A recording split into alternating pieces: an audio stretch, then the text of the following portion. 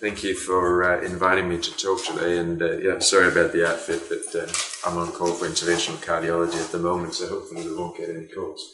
I'll be talking to you about one of the new echo parameters that we'll be increasingly using to monitor cardiotoxicity after chemotherapy.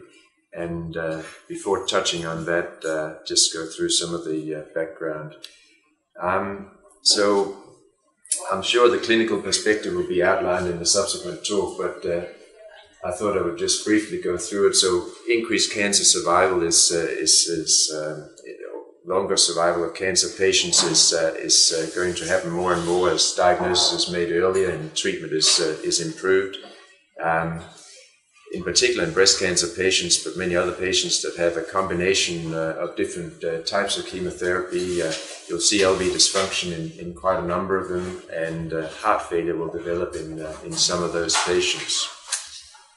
And although our treatments for impaired heart function and heart failure have improved a lot in the last few years, and we now have mechanical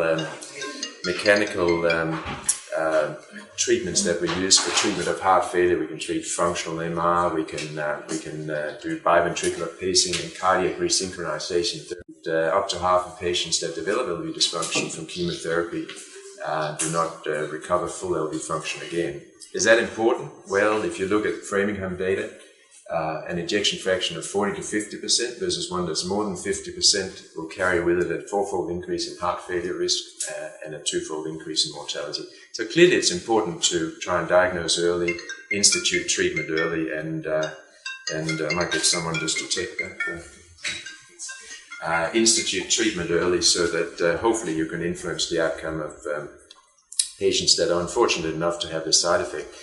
So I think it's fair to say that echocardiography is a sort of cornerstone of monitoring of chemotherapy patients, both at baseline, during treatment, and after treatment.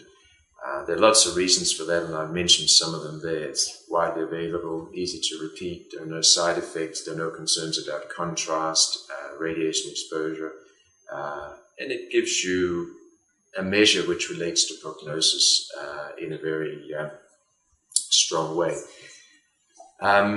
The most commonly used echo parameter still is, and probably will continue to always play an important role, is the ejection fraction. There are lots of different ways that you can assess that. It's a very robust predictor of prognosis. One of the problems with ejection fraction in chemotherapy-related cardiac dysfunction is that it's not very sensitive at picking up small changes in heart function. And so you'll see that the definition of cardiotoxicity is according to the ejection fraction, but that the variability in measurements is very close to the early changes that you might expect to see. So how do we define cardiotoxicity? It's defined on the basis of ejection fraction, and basically a more than 10% reduction in the ejection fraction from baseline to a value of less than 55% is the definition in asymptomatic patients.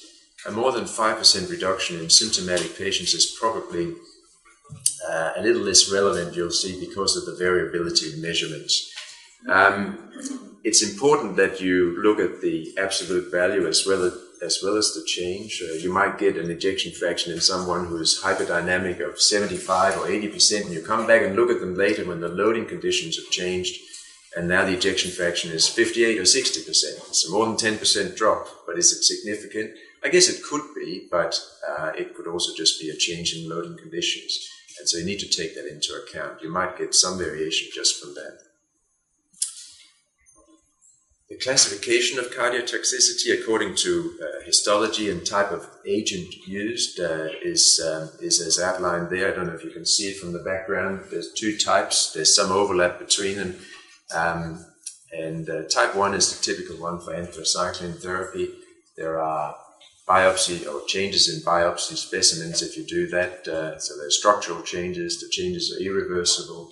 They're related to exposure to reactive oxygen species, which then cause calcium loading of the myocytes and induce apoptosis. Those changes are not reversible. Medical treatment is still beneficial, but it's a thing to monitor very carefully, obviously. And if you can pick up early changes and institute cardioprotective measures earlier rather than later, clearly that's an important thing to do in patients undergoing AC treatment. The type 2 change is typical of Herceptin, patients undergoing or receiving Herceptin and a number of other agents. And usually combination treatment is slightly more likely to induce cardiac dysfunction than just single agent treatment. And those types of drugs tend not to induce permanent changes in the myocardium. The changes are reversible. And so you can alter your chemotherapy regimen. We can start cardioprotective medications, combination of the two, and usually we can get the patients through. So how do we measure ejection fraction? You can eyeball it. That's probably not good enough. If you have multiple echocardiologists reading echoes, they will tend to do it in slightly different ways. Experience is important. Obviously, the more you read, the more experienced you get at detecting smaller changes. But I think it's fair to say that the Simpson's biplane method, although not perfect, is probably the routine standard way of measuring the ejection fraction, and certainly the way we do it.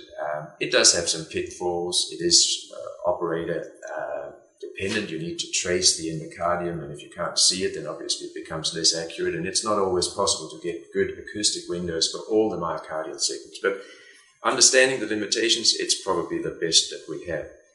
3D echo, where you just image the whole heart in a single beat, you can do that. It's even more accurate than Simpson's biplane method, but you need to get the true apex, and 3D echo is not as good in terms of its temporal and spatial resolution, and is not widely available at the moment. So that probably will become the standard later on. It correlates better with MRI, which is the gold standard, and so probably eventually will become the gold standard once the software packages improve a bit more. If you go to the second paragraph there, it's been shown that 2D echo, probably by Simpson's biplane method, is effective in detecting about a 9 to 10% change. And now you can see that the definition of cardiotoxicity starts at 10% change, less than 55%. And now we're saying that echo can detect a 9 to 10% difference with reliably so. So, it might not be good at picking up early changes. And so that's why we look for different measures. And there's a number of reasons why it's not so good. There's lots of assumptions made in the Simpson's biplane method. You might miss the apex. There might be foreshortening. Acoustic windows could be an issue. Other things have been tried in the past, just very briefly. There's lots of data for gait blood flow scans. It gives you a number which is very attractive. You can compare it to the previous numbers. If you look at the bottom there, the limitations for serial studies, patients surviving longer, there's some issue, 5 to 10 millisieverts per study. You did lots of studies, that adds up. Background radiation, is 2 or 3 millisieverts per year. This is all in one hit. Certainly more than you would get from, say, an angiogram, for instance. It does detect a reduction in the ejection fraction, but it's subject to the same limitations that echo in other ways, load dependent, doesn't look at the whole heart. And then there's this issue of new versus old cameras. Old cameras were small field and single head, and you could position the patient so that you could separate the left and the right ventricle and the atria from the ventricles. And seeing as you're looking at blood pooling, that's important to get an accurate measure. Newer cameras are dual head and large field, and it's more difficult to position patients. I don't know exactly how that relates to our cameras around the place where we use them, but it's something to be aware of. So there are limitations of the ejection fraction measurements, and that's why we started looking at other parameters. And strain in the second bottom part here is one of those, and it's been shown to be very useful. Early on, strain was measured by a thing called tissue Doppler imaging, and the reason we're not using that so much anymore is that it's subject to angle dependence, so you can only look at movement which is parallel to the ultrasound beam. If you have a movement that's at a right angle, you see absolutely nothing. In between, you can measure movement partially, and therefore tissue Doppler imaging is not used for strain measurement anymore. The new technique is called speckle tracking echocardiography, and there are lots of parameters you can measure using STE, or speckle tracking echocardiography. Strain is one of them. Strain rate, twist. If you stand at the end of the bed and you look at the patient, the apex will move in a counterclockwise rotate, and at the base the heart will rotate the other way. So it's like a ringing motion. and that's one of the ways that that's one of the contributors to the ejection fraction, which we don't normally look at or think about. Strain is important. It detects subclinical LV dysfunction before the ejection fraction changes, and it's linked to prognostic value more so than subtle changes in the ejection fraction. What is strain? It's a measure of myocardial deformation, and that in turn is a surrogate for myocardial function. So if you look at one dot in the myocardium and it moves a certain amount, that relates to contraction or reduction in diameter or thickening of the muscle, and that movement can be translated into a measure of myocardial function. How do we measure it? We look at speckles in the myocardium, and then we track those speckles during the part of the cardiac cycle that we're interested in, either systole or diastole. You can look at regional function or global function, and so it's a very accurate way to measure myocardial deformation. And the speckles are generated by interference with the ultrasound and the cardiac structures. I'll show you the next picture here. Sorry, going backwards. So here you can see an image of a schematic of the heart in the two-chamber schematic, and over there you can look at the speckles that are within the myocardial wall. That's how it comes up. This is a very obvious example. It might not be quite as obvious as that, but you then track those speckles. You put a little square and you track those speckles during cardiac systole. And the movement of those speckles can then be translated into a measure of myocardial function. With 2D speckle tracking, as opposed to 3D speckle tracking, you can measure movement according to those two vectors. You can't measure movement in and out of the plane in the z-axis. That you can measure with 3D speckle tracking. 3D speckle tracking is maybe not quite there yet. 2D speckle tracking is where most of the information has come from. We then get an image like this, where you can see that the different regions of the myocardium are color-coded. This particular one looks at global longitudinal strain, so you look at movement. Basically, during systole, the base of the heart moves towards the apex, and so the whole heart shortens. And you measure you measure the speckles, you track their movement in that direction, or in any other direction with 2D. And you don't get these lines. Because the heart shortens, you get a negative measure for global longitudinal strain. And so you can see it drops down at peak systolic longitudinal strain is what you measure. You then measure that in this case 6 segments, and there are 2 other views with each also 6 segments. So there's 18 segments you look at longitudinal strain in, and you then average all of that and you get a measure that's called global longitudinal strain. And that's what we've outlined down here. You can look at radial strain too, which is the thickening of the myocardium, or circumferential strain, which is short axis reduction of the diameter. You can look at twist and torsion. Those other measurements have not been shown to be as accurate and predictable and as reproducible as longitudinal strain, and so that's why we've ended up using that. And this schematic just shows you that longitudinal shortening is what you measure with longitudinal strain. Radial thickening is radial strain, and circumferential shortening in the short axis is circumferential strain.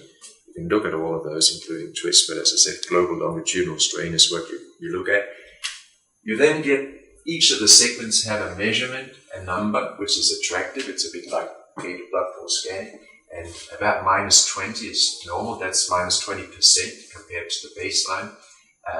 And you grade each segment, then you take the 18 segments, look at the average, and that's your global longitudinal strain number that we report or give to you on echo reports.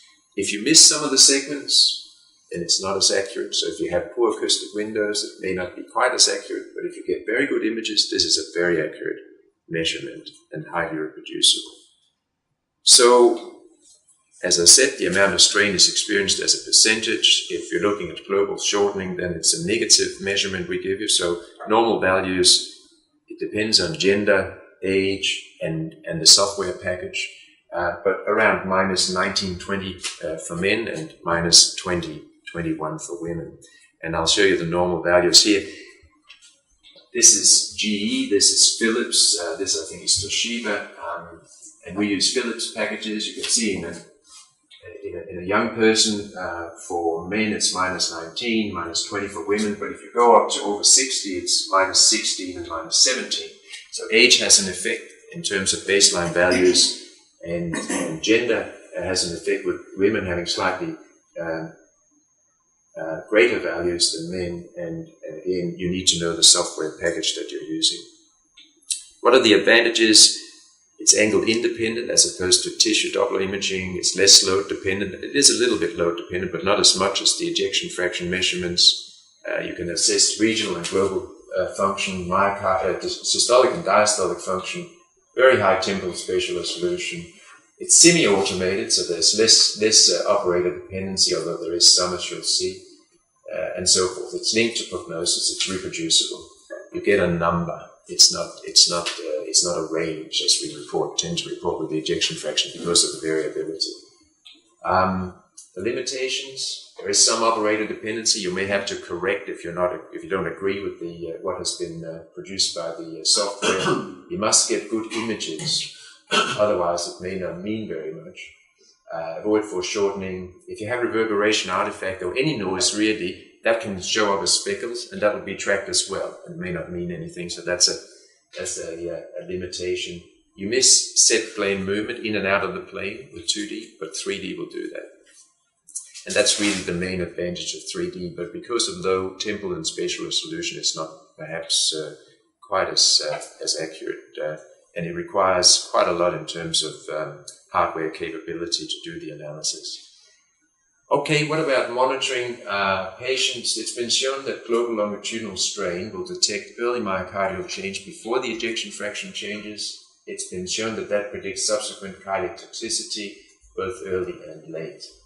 What's an abnormal change in global GLS? It's more than 10 to 15% relative change. It is important to understand that, let's say you get a value of minus 15 as your baseline. That's strictly speaking abnormal. Anything less than, say, minus 18 and 19 would be abnormal. So if you get that, you've got to think, well, why is that? It could be due to some technical issues with obtaining the values. It could be due to, say, diabetes or hypertensive heart disease or valvular heart disease, which is also known to cause a reduction in strain. And so you've got to understand what the baseline characteristics. If the patient has hypertension and diabetes, and they've had some treatment, or let's say it's at baseline, you can get a baseline value which is lower than normal, and so you track changes from that baseline value. And I just quoted a study down the bottom, a breast cancer study, where about half of patients with impaired global longitudinal strain had subsequent reduction in ejection fraction. So it has this prognostic value, which is quite important. Does it matter? Can you do anything about it if you find a reduction in GLS? Well, you can. Most of the studies, intervention studies with cardioprotective medications, have been looking at or monitoring ejection fraction, but there's very good evidence that you can improve outcome and prognosis by starting treatment.